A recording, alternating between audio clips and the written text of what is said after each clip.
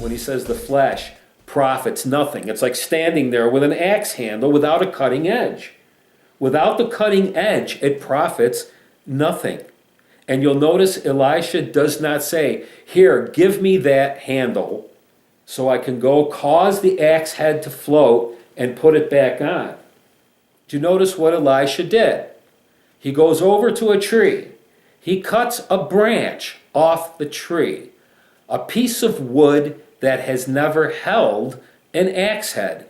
It's a new piece of wood. Thank you very much. Take the axe handle, give it back to whoever it belongs to. I have no purpose for it. It profits nothing. He takes a new branch, puts it in the water. The cutting edge, the Spirit says, I can do something with a new piece of wood, and gravitates. You can talk about the law of attraction. I'm not going there this morning, but the Spirit of God is attracted to something new.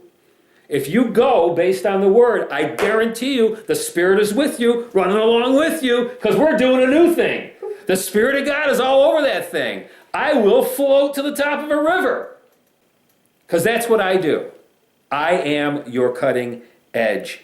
But I need a new piece of wood. I don't want a piece of wood that has been used in the past.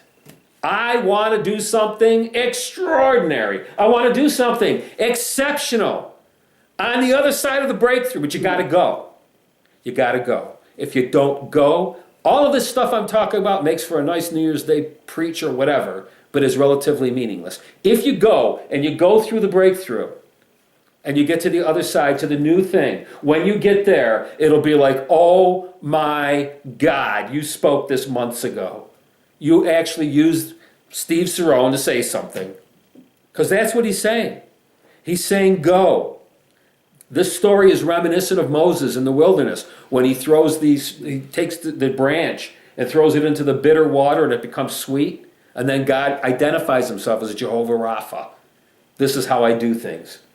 I use new things to make old things sweet. I can do that. But I need a new thing. And I need people who will gravitate towards the new thing, not the old ways, not the old axe handles and nothing else. God says, go. I've delivered you by grace, so you can deliver grace to those who have not known it. And I want you to participate with me. The last thing that Elisha says to him is, pick it up for yourself. There it is. It's floating. It's right there. You knew it was there all along. I did what you couldn't do. Now you do what you can do. Pick it up. Own that thing. It is now yours. Own that thing. It's your cutting edge on a new stick, a new handle, if you would. He wants us to participate with him. When Jesus turns the water to wine, does he take it into the master of the feast? He says no. He gives it to his servants, and he says, take it to the master. Draw some out and take it. Draw some out and take it. Draw some. He's not asking us to make water into wine. He'll do that. But will you take some out and go? Draw some out and go. The woman at the well says, you have nothing to draw with. And he could say back to her, you're absolutely right, not yet. But you watch, honey. I feel like Mary is like the woman at the well, to be honest with you, who's trying to work through this dynamic. What are you people all talking about? And ultimately, there's not necessarily a healing that takes place with the woman at the well, but there's a kind of deliverance from that thing that has kept her in bondage. About the 5 husbands and everything. She says, you have nothing to draw with, and the well is deep than you think possible. And it's like you have nothing to draw with. And now Jesus says, I do. I have a people of grace. I have people who have their own cutting edge. Pick it up for yourself. Get your own experience. It's a powerful challenge. You're going to get your own experience, or you're going to stand there with an axe head. Say, now what do I do? Like I said earlier, Jabez was named after his mother's experience, not his own. And he cries out to God and says, I know I need a name that you give me based on my experience, not someone else's. Pick it up for yourself.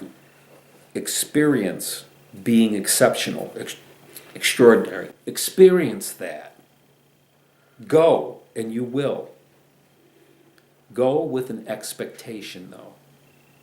Guaranteed, when Elisha goes to the place where he's been told the axe head is, it always makes me laugh, like he needed to, where is it? That's his way of inviting him in. Because he could have said at that point, why? What difference does it make? And instead he shows him where it is. So he has an expectation Elisha can do something. Elisha knows where that axe head is. Are you kidding me? Come on, show me where it is.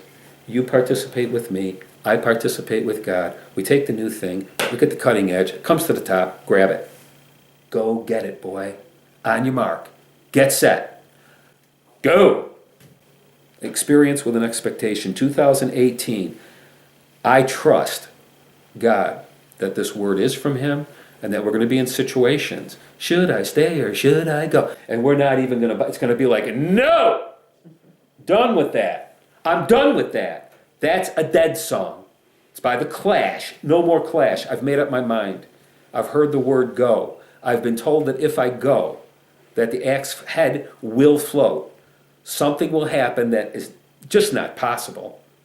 And it'll be my cutting edge, my experience, because I've gone, I've acted on that word. I've gone and I experience enlargement and expansion, a breakthrough into a new thing.